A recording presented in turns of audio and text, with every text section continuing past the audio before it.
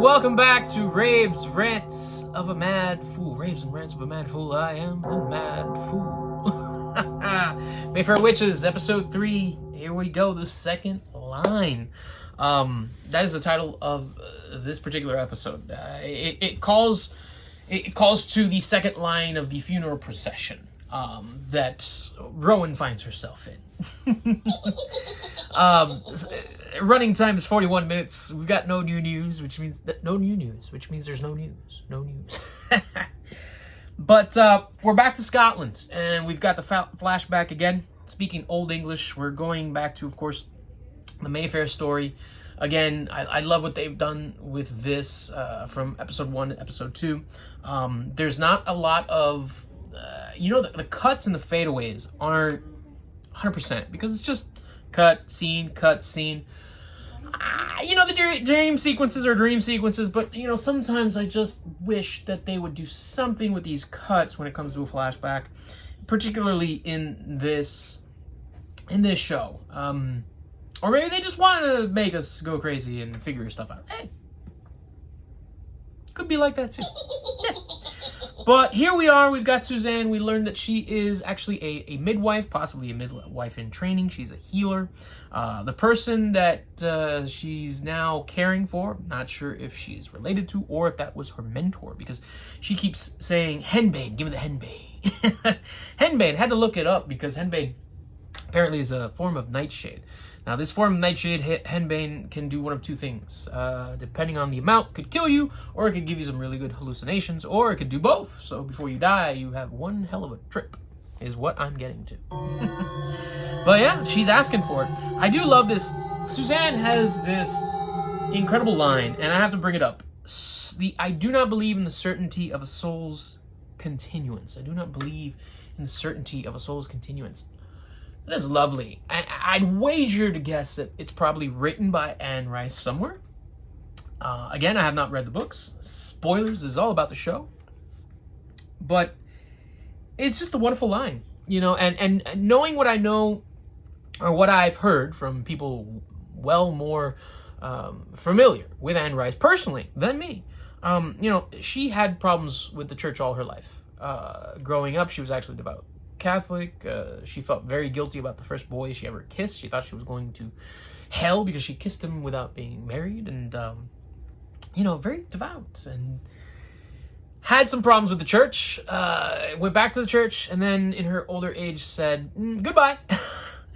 And and you kind of see all that, I think, through her books. I mean, if you look at it, so it's interesting to maybe think about what part of her life or what relationship to the church did she have while she was writing this particular trilogy.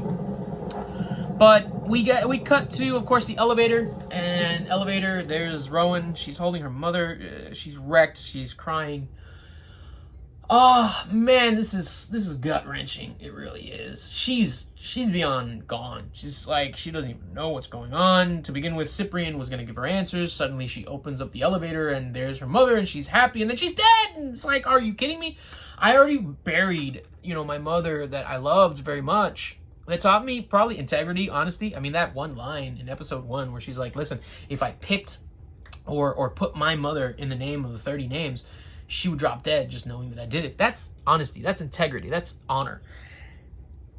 I don't know how we can say that she learns from Mama Fielding, but she might have, because that was her upbringing. That's who raised her.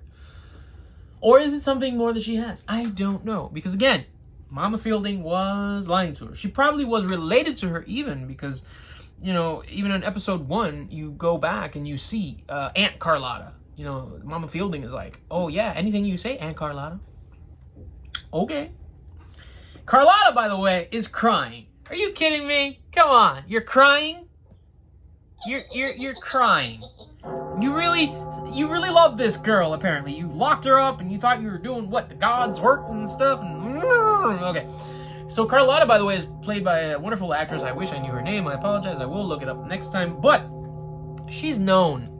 I'm just gonna say it. She's known for being the creepy person. She plays creepy characters. She does it very, very, very well, by the way.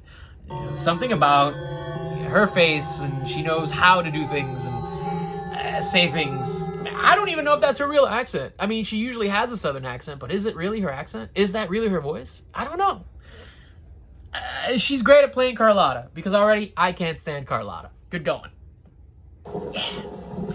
So, we cut, the bellboy or somebody says, hey, you know, Mr. Mayfair is on his way.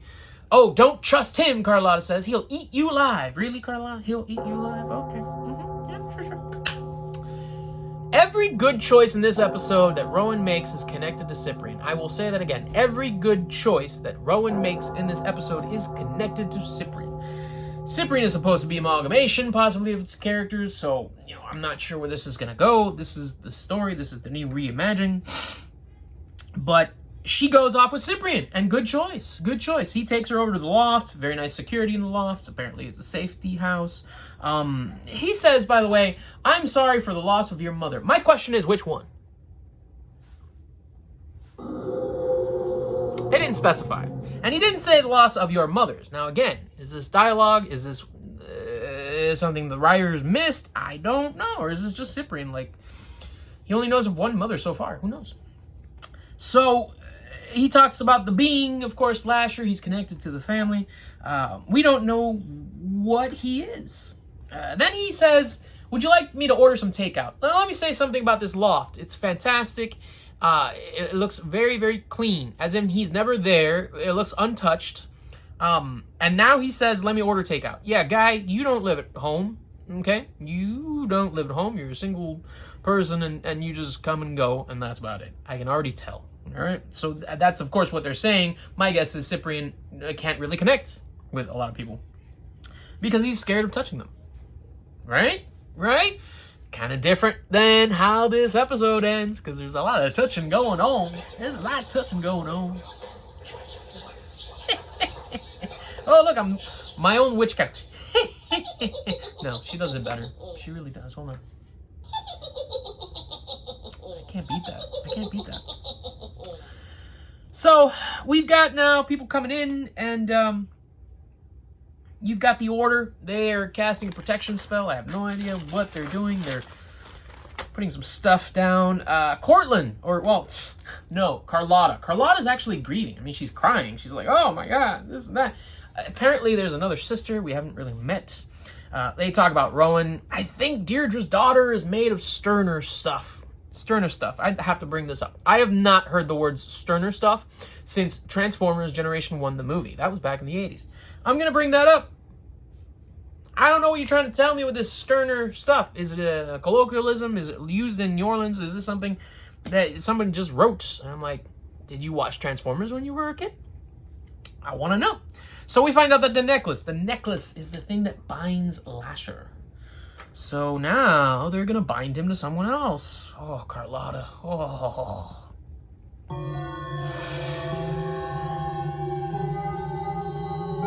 Yo, that's cold, Carlotta.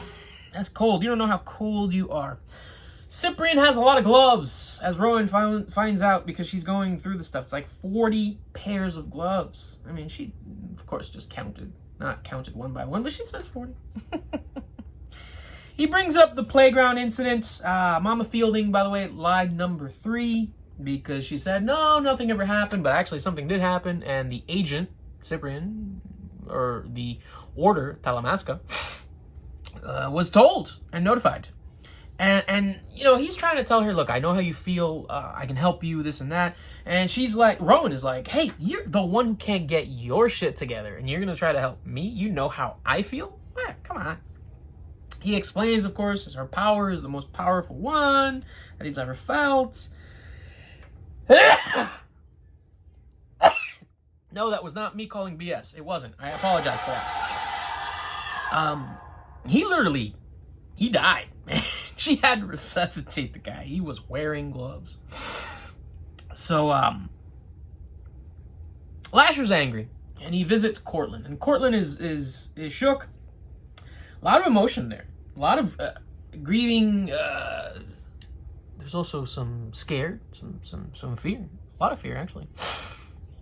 Lasher's about to do something to Cortland, and Cortland mentions, but it's okay, because she's the 13th witch. You can, this is all good for you now. I don't know what the 13th witch means. What does it mean? Was she prophesized? Man, what's going on? What's the story? We still don't know. The skinny, of course, unless you read the books, and if you read the book, hey, give me some information. Would love to know what possibly we're missing. If you just want to tell me, I don't know, whatever. But it seems like Cortland is dealing with a lot of emotions. Harry Hamlin, I gotta say, great acting, man. Because he's definitely shook. We can't tell why not. Definite fear, but you don't know. You still don't know about Court. He's that type of character that you don't know what he's all about. I kind of like that character. It's like peeling back an onion. I want to know what the next layer is. I want to know what the next layer is, and then you get to a layer. It's like, it's too much. That's too much. What have we done? What have we done? But yeah. Sip's sister comes in, beautiful pregnant woman. Rowan looks like sounds like she's transferring some feelings that she's having, because Sip's sister is a surrogate and she's carrying someone else's child, and Rowan has some feelings about this. Now we cut to Carlotta. Oh my. How do you think you're like a good God-fearing person if all you're gonna do now is blame Delphine, who, by the way, there's a whole thing about how Delphine came to the house and she was running away from a man. We don't know who he was, but he was basically beating her. I mean, that's the gist of this conversation that Carlotta's now having with Delphine, and she's lying to Delphine saying, oh, Deirdre left this for you. Oh, man, you're trying to bind Lasher to this poor woman. And you do. And you got no problem with it. Who are you, Carlotta? Wow. Then we get Rowan. She goes to the funeral procession. Why? Because it looks like there's a fire in Cyprian's building. She comes out. And it's very different, I think. I have to bring this up because the funeral procession, that second line, this is what the title of the actual episode is. And they also, I think there's I don't know if they meant to do this on purpose, but we see an interview with a vampire in the Immortal Universe that Louis' brother died, and it was much, much different back then, of course. And you can see the difference now, because now we have that old scene and this, and they're two different shows, but they're connected, and here it is, and it's very interesting. The town really came out, for this one person that we don't even know their name. I have to bring this up because Rowan gets offered a drink, and she says, I'm okay. Hold on, that's the wrong one. That's the right one. One more time. She gets offered a drink, and she says, I'm okay. She's been drinking the whole show. Almost every scene, she's got a drink. Her first thing when she gets to New Orleans is she goes to the hotel bar. I mean, and she's like, I'm okay? Are they trying to tell us something? Or quite frankly, did the writers just mess up on this? Because it's not believable. I'm okay. Maybe give me a little bit more than that. It's just not believable. It's very surprising. Now they start to dance. Great. Hey, I love it. We cut to security in the hotel, and the guy's telling Court there's a gap in the footage. Of course, they don't know who killed his niece. He's searching through Rowan's bags. Then we get Cyprian. He comes in over at the hotel, and he's looking at the elevator, and he's talking in what I understand is Creole. And I'm so glad that they put it in, because Creole is so, I would say, present in New Orleans. Yeah, I love that they did this. I love it. But it looks like there's no memories in the elevator. Cyprian's touching everywhere, and no memories. Okay. So finally we get a little cutting loose. Finally she's loose and she's happy, which was weird because her, both her mothers have died, but she's gone through this whole thing and she's totally lost, and she's somewhat high, a little delusional. I can't tell if she's having fun or just finally letting go of something. She's known for her releases, and she definitely needs one after everything that's happened. Then comes Lasher, and there's an instant recognition between them. He asks something like, do you wear masks? And hey, by the way, my name is Adonis. Is it Adonis? No, it is tonight. Oh, okay. All right. She reads his mind. He's this great line that he says, I don't like to be careful. I do. I like that line. I don't like to be careful. We see the dead people. And he says a comment. He's like, you remind me of her. Now, I want to know, Lasher, which her? Which her are you talking about? Because Cortland says, hey, Rowan's the 13th witch. So which her? One of the 12 before her? Or is it really Deirdre? A lot here we don't know. Again, I personally think Lasher, when he was in the scene with Cortland, was genuinely angry and hated the fact that Deirdre died. And hasn't even thought about Rowan yet. Even though he did say, well, she's closed to me. So did he try? I don't know. We'll see. Very interesting. So now we finally get to the cemetery. Instant recognition. We got the dead people. We got Deirdre's body. So they're doing a little autopsy. And it looks like the rules don't apply when it comes to a Mayfair. Sip has a good cry. Why does Sip have a good cry? Because he finally touches Deirdre. And Sip, that's how I felt, guy. That's why I'm saying, like, I feel so bad for this character.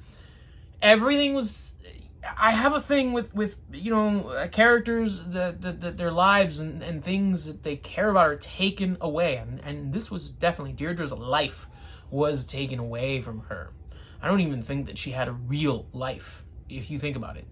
Again, she would go to school, come home. Go to school, come home. She was always kept at bay. She was always on a leash. Whew. And then she has a child and they take it away. It's just...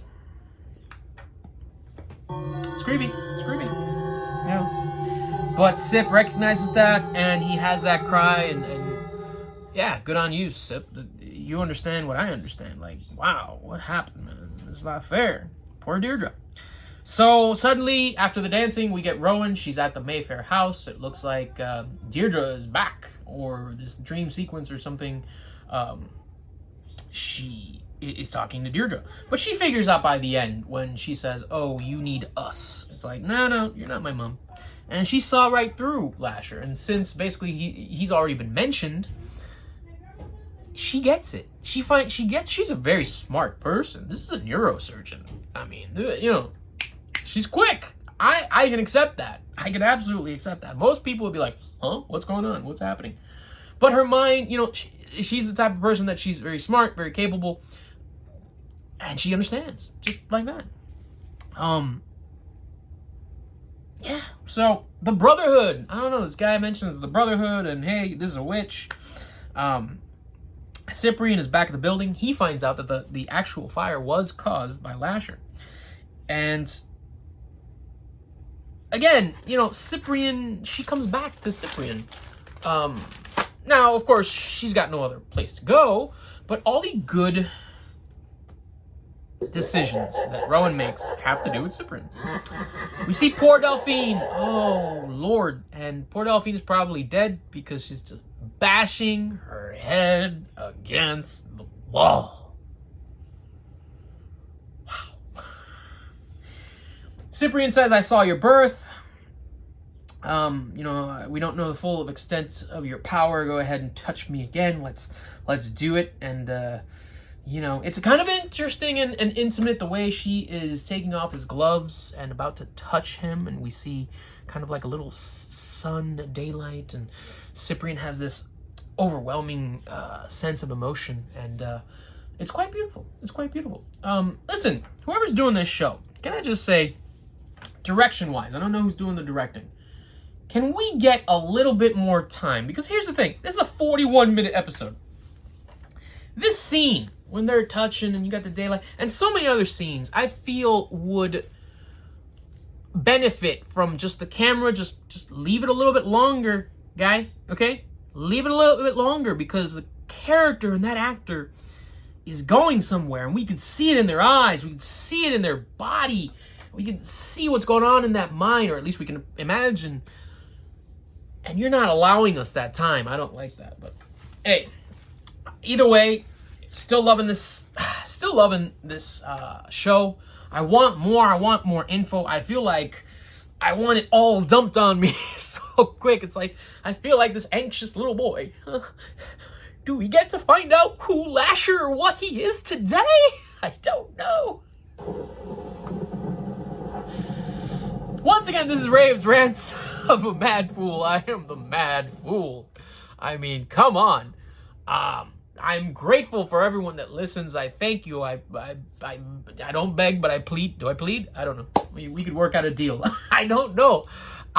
Thank you for watching some idiot with a camera. Thank you for subscribing. Please hit that subscribe, like, hit that comment. Comment is very important because I want to interact with the people, my witches, vampires, and humans of all ages. I do. I wanna talk about these wonderful stories. I do love talking about these wonderful stories, these wonderful shots, these wonderful actors. It's a joy to me, and I'm so grateful that some people are actually listening to this idiot with a camera. So thank you, and have a great night.